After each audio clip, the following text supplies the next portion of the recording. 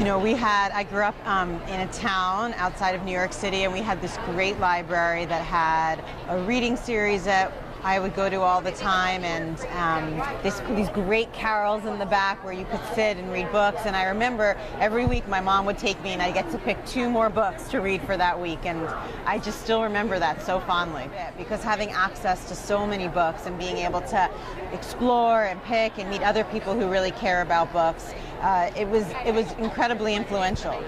I have a couple of librarians that I love, and actually even in Los Angeles where I live now, we have a great local library about 10 blocks from my house, which I frequent often.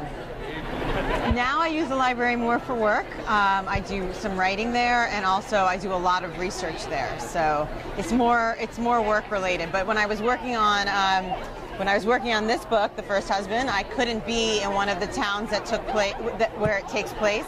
And a librarian in Massachusetts helped me quite a bit. And with my last book, a librarian in Montauk helped me so much that I actually thanked her in the back of the book for all of her assistance. I'm always involved in fundraisers to try to help libraries and try to keep books and people's ability to have access to books and experience the joy they can bring into their lives. To do what we can to keep that alive, I think, is incredibly important.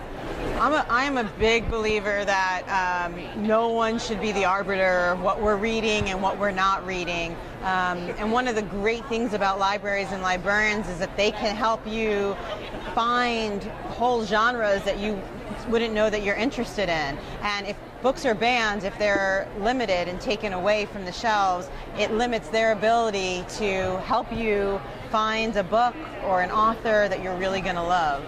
My latest book is called The First Husband, and it is the result of a question I was wondering about, which is how do we not live our life in reaction?